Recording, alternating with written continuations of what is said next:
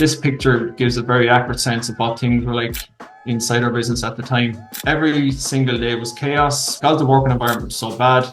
People would just call in sick. We also knew that any of the problems we had could be fixed, but we really had no idea where to start or how to go about implementing any of it. There's this perception that businesses are really complicated things, and the reality is they're just not. This was just a real light bulb moment for us, and that in turn ultimately ended up taking probably years off of our own journey. To fully understand how pull systems work is you really need to understand what it is exactly people want. You can't just leave this stuff random. You have to build it in different places. So one of the examples we have here is that. How do you teach your people to coach then? I think something we came across before a long time ago was that ask great questions, never provide answers. One of the biggest things that I would have learned through the years is that I'm not the person who has all the answers. You need to go and find the who for the how. There's actually one other very crucial part to a lot of this, and it never gets mentioned about in 2-second lean or lean community, but it's having a really, really strong. Hey there. I started this channel with one goal: to help people grow people. But here's the thing, growth isn't a solo journey. The best leaders, teams, and businesses thrive because they learn And grow together. And that's what we're building here. So if that sounds like something worth being a part of, hit subscribe, because the more of us there are, the more we can invest in learning together. Let's grow together. So welcome everyone. Our format for today's ANZ 2-Second Lean Learning Club is focused on Tom Hughes' book, Improvement Starts With I, Chapter 3, which is coaching. We'll start with a presentation from our special guests, followed by 4 selected speakers who have questions. Then we'll open up to the floor. Our special guest today is Paul Nolan, owner and managing director of Adman Steel Sheds, a leading manufacturer of garden buildings based in Ireland. He's been inspired by Paul Akers' 2-Second Lean on his journey to building a world-class organisation. I've shared with the group in the lead up to today 2 factory tours that appear on YouTube. What's particularly inspiring about Adman Steel Sheds is they started their lean journey in 2020 and, like many, faced hurdles getting traction. But in the last 2 years have opened up their business to public tours and unlocked yet another level in their lean journey. The tours are so successful that they will welcome 600 visitors through the door in 2025. And I've got to say, I'm particularly looking forward to an overtime question on those amazing tours. But before that, please extend a warm welcome to Paul Nolan, who will now share his story with us. Over to you, Paul. Okay, thanks Matthew for the introduction. My name is Paul Nolan. I own and manage this company called Adman Steel Sheds. And today I'm going to give you a quick overview of our journey so far, how we got started in business, some of the problems we had along the way, and then I'll try and go through some of the really, really simple things that we did. As our name suggests, we're a steel shed company. We manufacture steel garden sheds, garages, garden rooms and greenhouses. We're located in the southeast of Ireland. We are about an hour south of Dublin. We're a make and fit company. So that basically means that every single thing that we build here in a factory, we also load it onto a truck and we deliver it and assemble it at our customer sites. As of today, we have 70 employees. We're currently building around 5,000 garden buildings per year. And for us, lean was something that started out of a necessity. We had got to a point in our business where we found ourselves having a lot of problems. And to survive in business, we really needed to find a better way of doing things. And to fully understand how we went from complete chaos to some level of calm, I'm going to take you right back to the very start. This shed in the picture here, this is the very first shed we ever built. In 2004. Notice the photograph on the bottom right. So that's that young looking guy on the left is me. And the guy on the far right, he was my employer at the time, a guy called Bernard Wilson. So it started off with a neighbour of mine who had asked me to build a garden shed for him. But unfortunately, he ended up cancelling the order just after I had bought the materials. So luckily for me at this stage, Bernard stepped in and he said that he needed a shed. And to this day, I'm still not sure if Bernard just took pity on me or if he actually did need it. But whatever the reason, I'll be forever grateful, because from this very first shed, we managed to take some photographs, we advertised in a local paper, and slowly but surely then we started to take more orders. So as the orders kept coming, in 2005, I then built this workshop at the back of my parents' house, and I began working full-time from home, making and building garden sheds. This little workshop served us very well at the start, but as we got a little bit busier, we started to run out of space. We left here in around 2006, at which point we would have had around 3 employees, probably building 2 to 3 sheds per week. We then moved to this farm building, which was also close to home. And although it certainly doesn't look like much, it gave us the vital space we needed to increase our orders, and it helped us find our feet a little bit more.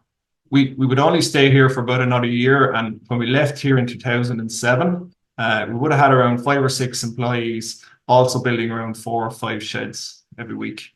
From there, we then moved into an industrial estate just outside Enniscorthy. This building here would now become our home for just over the next 4 years. At this time, we probably started to get a little bit more serious about our work. There was more structure coming into the business. We were starting to act and look like a real business. We had room to display our sheds out the front. We were conveniently located for our customers to find us. And because of all this, we were now able to start consistently taking and producing more orders. We left here in 2012, and at that point, again, we would have had 12 employees building around 10 or 11 sheds every single week. In 2011, we purchased this building, which is located just outside of Garry. And in 2012, we would then move our entire business here. And this is where we still operate out of today. So at the end of 2018, we had 30 employees building roughly 30 sheds every week. You'll notice that the ratios are still very similar. We were roughly building 1 shed per employee every week. Up to this point, everything is pretty standard and there's nothing really out of the ordinary. So as we kept progressing the business, in 2018, we entered into an agreement with Woodies. Woodies is the largest home and garden retailer in Ireland. They have 35 stores. Each store is roughly about 30,000 square foot. And they would now become a reseller of our garden sheds. So this was a huge deal for us. But the reality was we were actually out of our depth here. Woodies would bring a whole new level of volume into our business. And over the next 2 years, we would now effectively double in size. So from 2019 to 2021, we went from having 30 employees to 60 employees, which created a whole ton of growing pains. And very quickly, the cracks started to appear. We ended up with huge problems within our business. At 30 employees, I could effectively control almost every aspect of our business. I was probably the best micromanager you ever met. But by the time we got to 60 employees, I had completely lost control. Over the next few years, we would now find ourselves in this constant state of firefighting. This picture gives a very accurate sense of what things were like inside our business at the time.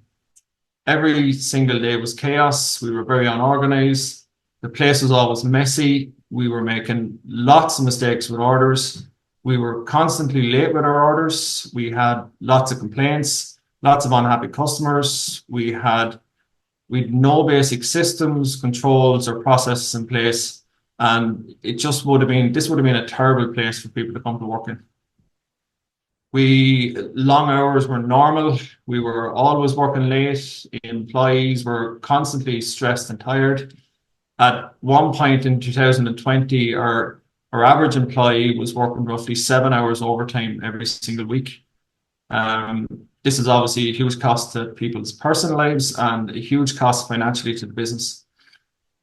The other side of this overtime was that it was never planned. At some point during the day, it would just become clearly obvious that we were behind and people would now need to work late, which obviously was a huge annoyance for anyone that was involved. So we were struggling from a lot of unplanned absences. Because the working environment was so bad, people would just call in sick regularly. Any given day, we could have had 5 or 6 people unplanned, which in turn puts even more strain on the business. We were suffering from high staff turnover. People were leaving us every week. We couldn't retain staff. It wasn't unusual for 2 or 3 people to leave in a week. In turn, we were wasting huge amounts of time trying to hire new staff. We were dealing with lots of disciplinary issues. We were handing out verbal warnings and written warnings for all manner of reasons. Again, all of this stuff is taking up huge amounts of time, and it's just time that we didn't have. And this just now turns into one of those vicious cycles, and it's actually very hard to get out of there. So we couldn't keep people safe. Every week, someone was getting hurt. Someone needed stitches. People were pulling muscles. People were hurting their backs. We've had broken toes, broken ankles, fingers, wrists, you name it. We've had it. We were actually very, very lucky not to have any really serious injuries. But if we didn't change something at this point soon, it was only going to be a matter of time before someone did get seriously hurt. With the volume of injuries that we were having, a number of these eventually led then to personal injury claims. Our insurance company at the time began to get very nervous. Eventually, we ended up that we were actually struggling to get cover, and we were just too risky. And I think, as I think every single person here on this call will understand, that if you don't have insurance, it's essentially game over. You're out of business. We knew we had lots of problems. We also knew that any of the problems we had could be fixed. We knew a little bit about Lean and the Toyota production system, but we really had no idea where to start or how to go about implementing any of it. We had hired a number of different people to help us, but everything just seemed a little bit on the complicated side. We didn't understand it. And we also had no engagement from our employees. Around this time, we also came across this little book called 2-Second Lean. Like so many other companies, this was just a real light bulb moment for us. Everything in this book was much, much simpler than anything we'd ever seen before. And it would now become a very clear turning point for our business. We also found a number of other Irish companies that were doing the same thing. Garage Door Systems and Seaton Matters, both based in Northern Ireland, had been doing 2-Second Lean for a number of years at this point. So we started to visit their factories, and eventually we would end up bringing every single person in our own business to visit Seaton Matters. And by doing this, our employees could now clearly see and understand what it is we were trying to do. People were now starting to get engaged with the idea of Lean. They liked what they saw. This was something that they also wanted. So by doing factory tours, we were now starting to create a pull towards the concept of Lean. We were able to copy their ideas, some of the stuff that they had learned, and almost more importantly, we were able to avoid some of the mistakes that they had made. And that in turn ultimately ended up taking probably years off of our own journey. The first thing that we did was we started holding a morning meeting, but we actually made a huge mistake here.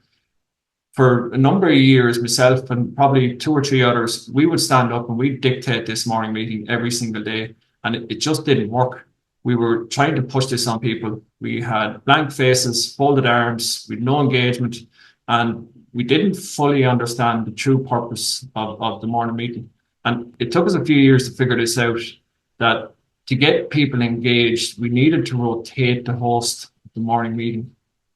And once we did this, then we started to see a change coming into the business.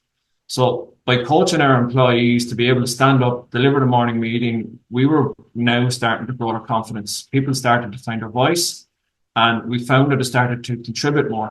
We were now starting to get people's opinions and their ideas. We eventually realized that the single most important reason for this morning meeting was for the growth and development of the person hosting the morning meeting.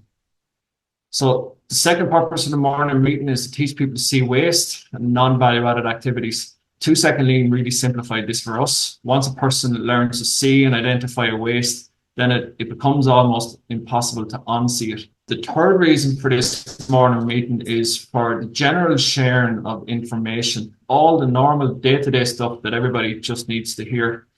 Our aim is to openly discuss almost every issue that arises within our business. And I think This level of transparency now creates a very trusting environment. In a low trust culture, people usually just do the bare minimum. There'll usually be lots of rules, there's very little flexibility, and there's far less chance of outperformance. In a high trust environment, people volunteer their best efforts. So a person's best efforts cannot be bought with money alone. This was one of the things that we kind of learned along the way. So people volunteer their best efforts. Some of the other things we did, we created a number of WhatsApp groups. So the first one was our issues and defects group. We want to know what the problems are. But again, it took us a while to fully understand how to really get people to engage with this. To get people to openly highlight problems, we have to work very hard on creating a safe environment. It's this concept of a psychological safe environment. And it comes back to the principle that I think most of us here are going to be aware of, is blame the process, not the person. By removing fear from the environment, this is key. And once we really understood this concept, people then started to feel safe talking about and highlighting any of the problems that they were coming across on a daily basis. Once you're aware of the problems, then obviously we're halfway there. We've some chance of fixing them. So second group we created was a 2-second improvements group. And as you're aware, everyone in our business is empowered to just go ahead and make these improvements themselves. All before and after videos of these improvements are then shared on the 2-second improvements group, which then in turn are celebrated at our morning meeting the next day. Sometimes on tours, people will ask us, do we incentivize improvements? And the answer is we don't. We ask people to focus on making their work easy. So that's all we do. So we constantly say this quite a lot, but we just ask people to focus on making their work easy. And when a person makes an improvement which makes their work easier, that's as much incentive as anybody needs. One of the other things we did was we created a full-time role for continuous improvement within our business.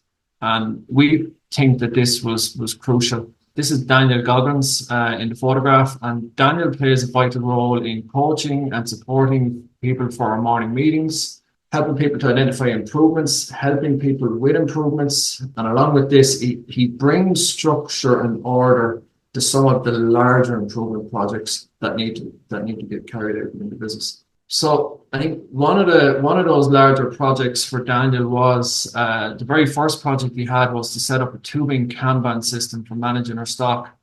And again, we didn't fully understand what this would do for our business at the time.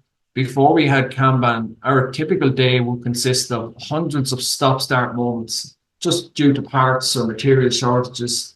And having this simple system in place greatly reduced the amount of these stop-start moments. And basically, once we had this up and running for 2 or 3 months, we really found ourselves just gaining hours every single day. Community by boards are such a simple concept, it's hard to believe. But when set up correctly, they have the power to transform many different areas of a business. One of the most stressful parts of any role is thinking about all the stuff that we need to get done. And then usually layered in on top of this is the busyness of phone calls, emails, general interruptions. I think that there's this perception that businesses are really complicated things, and the reality is they're just not. Every business is just an accumulation of really, really simple tasks. There just happens to be an awful lot of these tasks to do. And I think the problems occur is that sometimes we just forget to carry out these tasks. That's when things go wrong.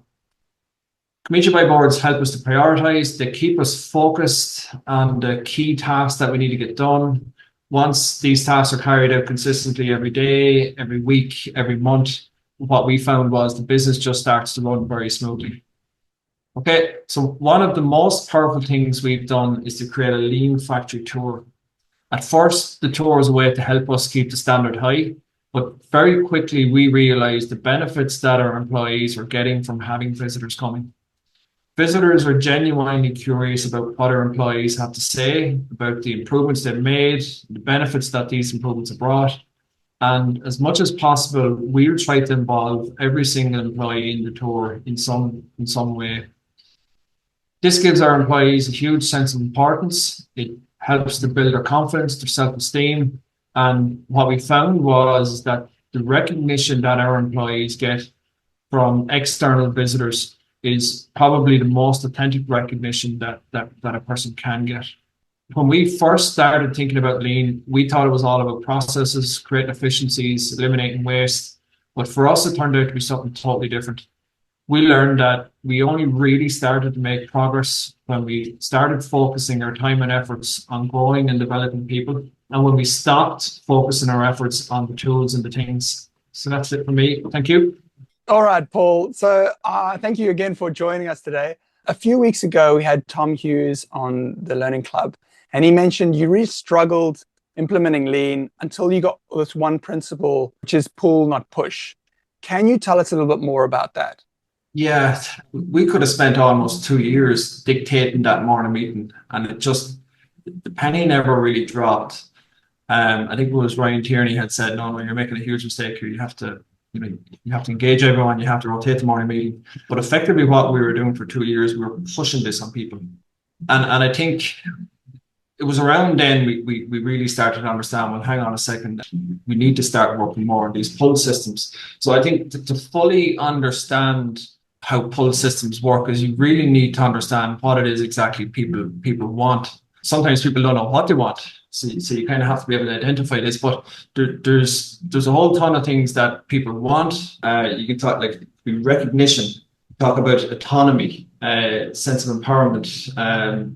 People kind of want to get this sense of achievement. People like to have a path of progression. People like to feel part of a team. They like to feel like they're part of something bigger, that they're going somewhere. When you really start to understand what it is people want, then you start to build these things into your business with different mechanisms. So one of the examples we have here is that if we take our factory, it's graded from 1 to 9. So grade 1, grade 2, grade 3, grade 4, grade 5. And every grade is an area. So, grade 1 might be learning how to build greenhouses. Grade 2 might be learning how to build garden sheds. Grade 3 could be basic machine shops. So we like to rotate people around. We like people to move. So people are cross-trained. So that's very beneficial for us. But in a traditional system, you're trying to push people up. Can you go into the garden shed area? I want you to learn how to build garden sheds. Or can you go into greenhouse area? I want to learn how to build greenhouses. And that can be difficult enough. So by grading the different areas, each grade is a salary increase. So effectively what you now have is you have all your employees are now coming towards you wanting to move to different areas. So employees are actively wanting to get trained up in different areas. That's probably one of the best examples of a pull system that we can explain very clearly. But when you think back to what it is they want, well, employees want to have this feeling of progression, want to feel like they're going somewhere. So you kind of have to paint this picture and put it in front of them sometimes. And then you build in this mechanism that allows it to happen. It's basically we as owners need to put more effort and thought behind how do we pull our employees along to get internal motivation instead of external. So they want to develop themselves. They want to improve. They want to do better. Because if you, like you say, if you force it on them, they're not going to do it. One of the things that people crave, we all crave, is recognition. We all want to be recognized. We want people to tell us that, Jesus, you're doing really well, or that's a really good job, or whatever else. But you can't just leave this stuff random. You have to build it in different places. So if we talked about the tour and kind of said it's the ultimate form of recognition. So you've external companies and we've CEOs, we've large companies, small companies, and they come to visit.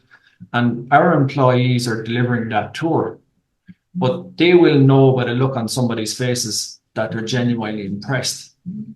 So we found that you start to build it in. So by involving all our employees in the tour, that's a form of recognition for our employees. 2-second improvements, we find that when we actively go in and we respond to each improvement and we say, well done and good job, we get more improvements. So it's the very act of recognition creates a pull. By playing our 2-second improvements again the very next day at a morning meeting, again, it's shared, it's celebrated in front of everybody. So people feel proud of this stuff. So these are things that a lot of people really, really want, but it's up to us to figure out how to build these into the business. Thank you, Paul. Yeah, brilliant. I'm going to move to our next person with the question, which is Harry. Over to you, Harry. Cheers for joining us, Paul. My name's Harry. I'm a cabinet maker in Southwest Australia. My question was, in the early stages of your lean journey, did you find it challenging to get your team actively suggesting improvements and doing improvements during improvement time? We've recently introduced morning meetings and a WhatsApp group to encourage this. Sometimes it feels like we're dragging ideas out of people. Beyond leading by example, have you got any other strategies that you use to sort of help? We have these issues every day. Yeah, it's not easy. You go through peaks and troughs, but 3S and improvement time is crucial for finding improvement. So we would find, I'm not sure, do you follow on with 3S and improvement time, or have you started that? Yeah, we do. Yeah. So what we find is that I'm not always out on the floor during 3S improvement time, but I do make an effort to get there at least once a week, maybe a couple of times a week. Daniel, our continuous improvement person, he's in the mix. He's out there with people. We're trying to identify improvements. We're trying to help people with improvements. Making improvements for people is hard, so they need help. And that's very often where Daniel steps in. Our production manager, Alan, he's very involved in it. It's back to coaching again. It's rolling up the sleeves, and it's getting stuck in with guys and helping them. But sometimes you need to kind of teach people to be able to see improvements. Lots of people don't see improvements. Sometimes the improvements are, they don't know where to go to get the tools. They don't know how to start. So it's just having that external support there, helping people to pull it together. We find that helped. We did say before that, like, until such time as we took on a continuous improvement person, or we created a role of continuous improvement, a lot of this stuff did slip through the cracks. It was harder to manage because sometimes as a business owner, you just don't have that time to be on the floor. Lots of people say they do, but I find I don't always have that time to be on the floor making improvements and doing stuff. So creating a full-time role was definitely helpful as well. Yeah, we've because initially in our meeting, I just sort of picked one improvement from the group and sort of and showed everyone that. But I've found I've been just showing every single improvement that the guys have done, or as many as we can, just to sort of really get that recognition happening. And I think a problem we have sometimes too is they try to think too big for improvements. Yeah, so that's something to work on the next week or so. Just really focus on 2 seconds, like that's all it is. Like not trying to rearrange the whole factory here. We're just trying to get a little 2-second improvement, make your life a bit easier. So our morning meeting is very much a problems meeting. Okay, so we want to know what the problems are. We want to know what the struggles are. We want to know what's hard. We talk an awful lot of like we ask people did you go when you went home yesterday? Were you tired? So if you went home yesterday and you were tired, well, surely there must have been something hard. So what's hard? So we actively and openly, as much as possible, talk about all the problems, all the hard stuff, all the stuff that normally people don't talk about. And we've gotten very comfortable with talking about all that stuff, which then obviously when you're hearing all these problems, these are problems to fix. And usually what helps as well is if you've 2 or 3 people working on a problem together, that's really when you start to get, people seem to move better in 2s and 3s. So sometimes maybe if you pair off 2 and 3 people and ask them to focus on an area, it can be helpful as well. Yep. But it does, just to answer your question as well, Harry, I think every business goes through that. Sometimes you have lots of improvements. Sometimes you just don't have as many and you have to work a bit harder. I think that's normal. Hi Paul, Phil here, Christchurch, New Zealand. What an awesome story. And I can relate to some of your struggles that you've had. Yeah, coming from the state of chaos, and I can really put myself where you were back then. Did you get any external coaching to help you through that? Because it would have had to been quite a mind shift to change, because the chaos would have progressively got worse and worse and worse and worse till you got to the point where we have to change something. How did you get out of where you are and where you had those 30 employees and you took on that new customer? Did you get any external coaching? How did you grow? How did you change? Initially, we did. We had a number of consultants coming in to try and help us to improve operations and all that kind of stuff. But the problem that we found at that point is that we were focusing on like a storage rack or something like that, or we were focusing on the things. Okay, so we completely missed the point of engagement. So that's the bit we missed. A lot of the coaching we'd have got was from like when we really got into the 2-second lean community, and it's quite strong here in Ireland. Got a lot of coaching from even Tom Hughes, from Ryan Tierney, from all the other companies. As I said, we went and visited these companies, and we went a lot. I could have visited Seaton Matters 8 or 9 times, bringing different people there. So it's the conversations you have with those guys outside of it. Ryan Tierney, Tom Hughes, lots of other people that are also trying to implement 2-second lean. They were probably, that's where we learned. We learned from YouTube. So it's all about, and I'm really realizing it's all about the culture and the people. Yeah. So what was the 1 or 2 things that you did that started changing the culture in the organization? So you're trying to change 60 people. Just what was the 1 or 2 things that you would recommend to someone who's in chaos? What do we do to help change the culture and build the culture? What was the 1 or 2 things?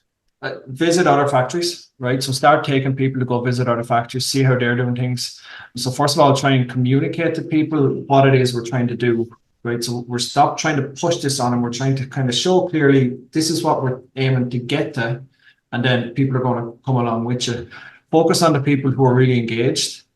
So try not to spend too much time focusing on the people who are maybe not as fully bought in, or hopefully they're not working against you. But if they're not fully bought in, they don't really get it. Maybe just keep focusing on the people who do really get it, and then others will copy. There's no one quick fix. There's no silver bullet. There's any amount of things. The morning meetings are crucial. That's something that we'll never stray from. Every single day we stop. 20 minutes morning meeting, and that's our chance to really teach, grow, and develop and learn.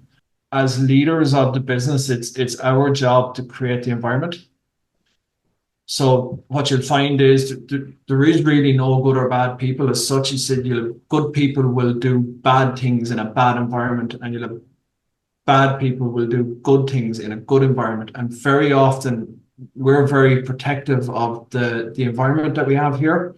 If we see that there's something happening that's damaging that in any shape, size, or form, we're very quick now to recognize that, hang on a second, that's we're not allowing that to happen here. You're just constantly working towards creating that environment that allows it to happen.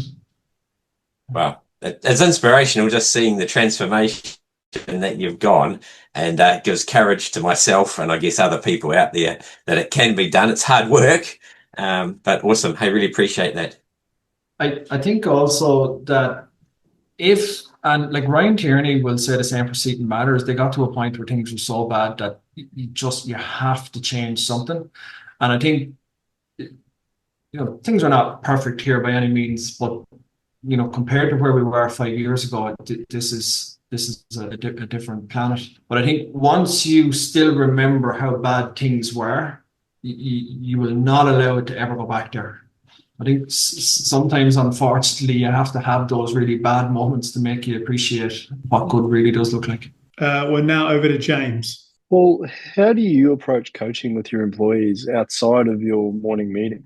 Again, I think it does need to be structured. Okay, so it can't be random. There'll always be random bits. So we're in a mindset that we're trying to coach and develop and teach people constantly. And I think the majority of people in this business understand that. But you do still have to build in certain mechanisms. So we have monthly one-to-ones with all our staff members here.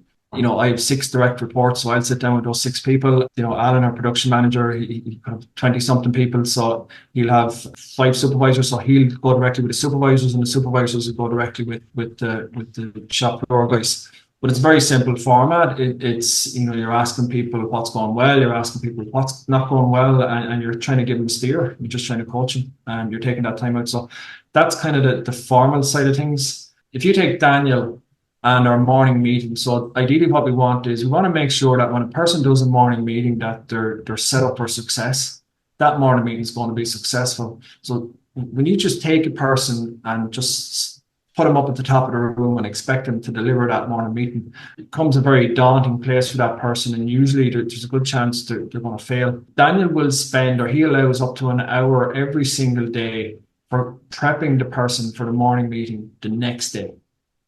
So by the time that person stands up, so that person could be very, very nervous, could be a real big challenge for this person to do that morning meeting. And it's Daniel's role, it's actually part of his role, is to coach this person through that morning meeting.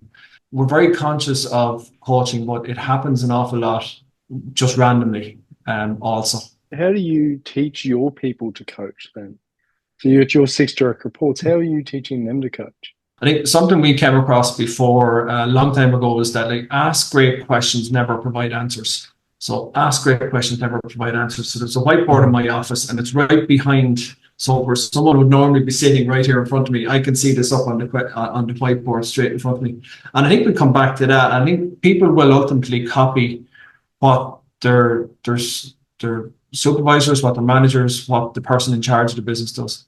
So I think it's my behavior and it'll be your behavior and everyone else that's in charge their behaviors. I suppose there's no formal training, there's no formal coaching training, if that makes sense. But I think one of the things that I learned maybe 4 or 5 years ago is that I'm the restrictor. So the person in charge is normally the restrictor. There's actually one other very crucial part to a lot of this, and it never gets mentioned about in 2-second lean or lean community, but it's having a really, really strong vision for a business. So it's painting the picture of what we want the business to look like in 3 years and potentially 10 years. And I think once you do that very clearly, once you explain to everybody what it is exactly that we're trying to do, what we're trying to achieve, it's then much easier for the leader to step back and allow everybody to start working towards that. Having a really, really strong vision, even in a booklet form or printed or written down, is key. I couldn't agree more, Paul. Thank you very much. But I want to open up to the chat group. What are the key behaviours, Paul, you look for in new employees? What level of education does your team have? A lot of people working in this business, they usually move through the business and end up in different roles, maybe whether it's in sales, whether it's in the office, whether progress through the factory into fitters or installers. I would say half of our there could be 10 people in our front office, and I would say almost half of those guys would have started on the factory floor a number of years ago. James Walsh is head of our finance and accounts here. James started as a general operative almost 15 years ago. It's just something that seems to work very well for us. Every now and again, you do have to go and you hire someone with experience from outside the business, but a lot of the time we try to have this sense that there's a path of progression within the business. So I think for anyone starting off, whether it be an installer or production operative, no real qualifications. We need to have a good attitude. That's really about it. And once a person has an ability to do some form of practical work, that's really it. But it's the attitude more so than ability is what we look for. Thank you, Paul. Chris, did you want to ask your question? Yeah. Thank you, Matthew, and thanks, Paul, for joining us tonight. From a smaller business perspective, with morning meetings, we've got myself included. There's 3 of us in the business. Mm-hmm. So what I've done is we've narrowed it down to a Monday, Wednesday, and Friday morning meeting. Do you think that's okay? Because otherwise we're talking about the same sort of stuff, or should I be pushing for a 5-day morning meeting with more content? Okay, so first of all, I think one of the biggest mistakes that we made is that we went visiting Seating Matters and Garage Door Systems and other companies, and we started to copy exactly what they were doing. We didn't fully understand why we were doing it. We were just doing something because that's what they were doing. I would say for us, morning meeting every single day is what works best. But if morning meeting Monday, Wednesday, and Friday works best for you, I would say stick with that. So don't try and change anything. I would say make whatever lean you're implementing into your business, make it your own. Try to fully understand it. Try to fully understand what's working and what's not working. I'll give an example. Like every single morning meeting we have here, we've stretches. Now, our installers are a little bit disconnected from the business because they are out fitting and they could be anywhere in the country. They could be 4 or 5 hours away. They could be gone at 4 o'clock in the morning. They could be gone for 2 days at a time. We get to have one morning meeting with our fitters once a week, 7 a.m. Monday morning. And we were playing music and doing stretches and stuff. And this morning, and these guys were not, this wasn't working. So we just stopped that. So that meeting with our fitters on a Monday morning, everyone just sits around a large table and we talk about the problems we're having. Okay. So it's trying to do what's working for our morning meeting here. Just it sometimes doesn't work, in a different scenario. So I would say the most important thing is just do it your own way. Try and figure it out and try and learn about it. And all three, it doesn't matter if there's 3 or 33. All you're trying to do is identify wastes and non-value added activities and trying to make work easy. That's a great answer. That's the best answer I've had. I've had that question for a little while over our lean journey, and that's a good answer. And you made me feel comfortable about just doing Monday, Wednesday, Friday. If something changes, I'll change it up. But thanks for that, mate. Awesome. Yeah, things are going to change. They're going to change all the time. Yeah. If you have 5 employees, it's going to be different. If you have 25, it's going to be different again. So you need to change. Okay. Awesome. Thank you. Thank you. Harry, I'm going to circle back to you. We're quite a small team. There's only 6 of us all up. So sometimes you just wonder if there's actually a return if you got a coach in, or if you really should just try a bit harder to do it on your own. No, I would always suggest, like, sometimes tomorrow I'm away at a leadership program all day tomorrow. Coaches can come in all shapes and sizes, all different forms. Sometimes you'll have to hire a formal one. We didn't hire anyone formal to come in and teach us how to coach people. But if you spend enough time in the company of others and reaching out to the network that you have here, different events, really, it doesn't stop. You definitely should look outside your business and connect with as many other people that are doing similar things. If you think you need help with something, go find who's going to help you with it. It may not necessarily be someone that you pay to come into your business. It might be someone who has done it previously.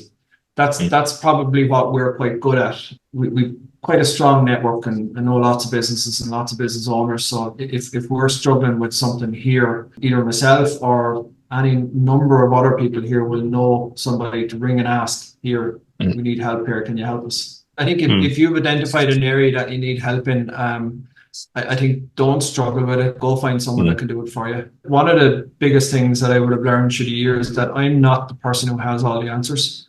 You need to go and find the who for the how. You need to go and find the person who's able to do the task. Okay, well, that is a perfect way to finish because we are now on time. Paul, someone said when you were disconnected and reconnecting while you weren't in the room that you melted the internet with the amount of gold that you gave us, and then you came back online and did the same.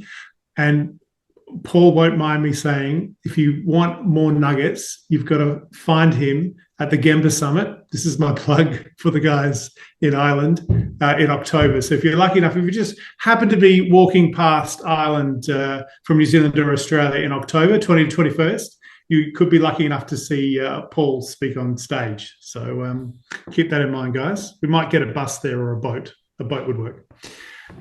So thank you everyone for being on this call. We have an awesome 2 Second Lean ANZ community, and it's made all the better for speakers like Paul. So Paul, thank you for your time as well. Okay, and thank you very much for having me. And again, apologies for the confusion earlier on. Okay. No, that was our mistake. No, thank you so much, Paul. Paul talks about it, but like with all things in 2 Second Lean, he doesn't really unpack it. You've got to do it to get it. Right. And he said it's the only, I don't want to put words in his mouth or paraphrase too much, but he said it's the only way to sustain 2 Second Lean. Yeah, because tours ensures that the rope's tight. And the big take home for me was someone from outside praising your team goes beyond anything you can ever do to praise them for what they're doing. It just because these people are freaking out how good this person is, and the person's seeing it. I think visiting other places is key. I think there's no one silver bullet, and we have huge problems here still. Like it's not, you're trying to grow the business, so you're trying to do like 10-15% more next year than what you did last year, and you're constantly creating these problems for yourself. But if getting people engaged, one of the best ways to do that is to bring them to visit other places, and then it's very quick. You're not trying to explain to people what it's like or what you're trying to do. They can just see it.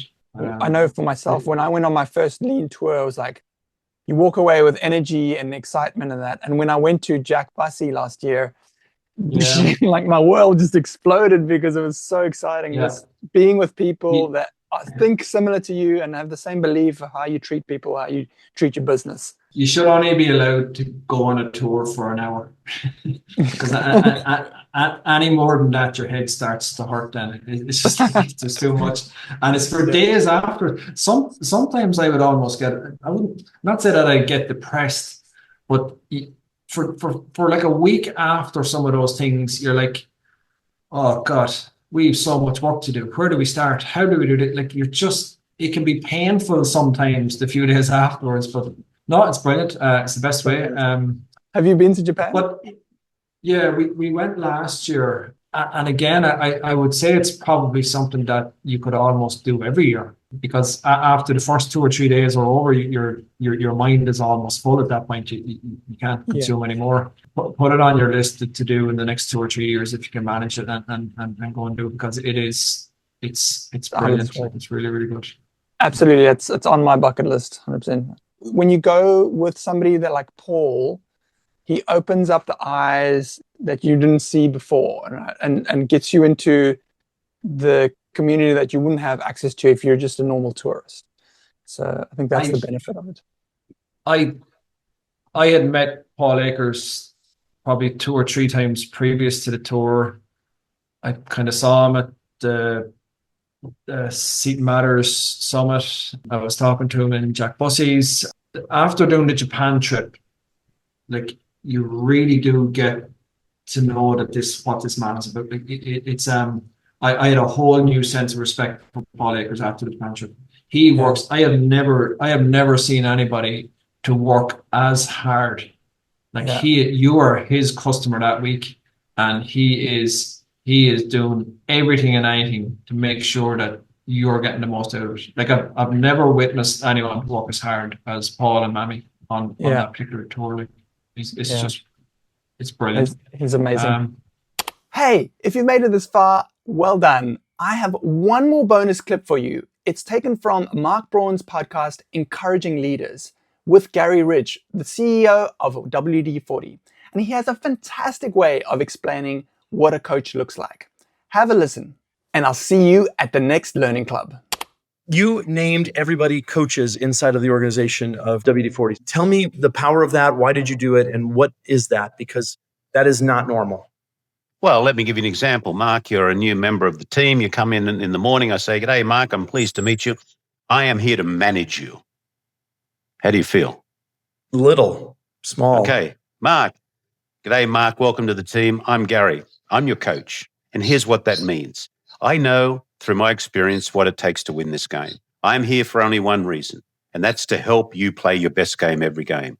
So to do that, I'm going to give you a few things of how I'm going to behave. Number one, I'm going to spend a lot of time on your sideline, which means I'm going to be there for you when you need me. I'm going to be observing your play. I will never run onto your field and kick the ball for you. That's micromanagement. But I will help you kick the best ball ever. I will never, ever, ever go to the podium and take your prize, because the prize is yours. And I'm going to tell you one other thing, Mark. I'm going to spend a lot of time in the stinky locker room with you, because that's where I find out the things that are really, really driving or not driving us as an organization. Be under no misunderstanding, Mark. The only reason I exist is to help you play your best game. And I'm going to be there for you every day to help you do that. Just know that for sure. That's the difference between a coach and a manager.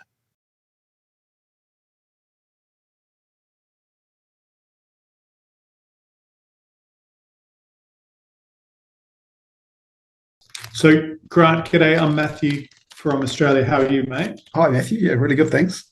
I was fortunate enough to travel to Japan with James, who's in this call, and 3 of your fellow countrymen. If 2-second lean was a cricket match, New Zealand are smashing Australia right now. Yeah. But it's a long innings.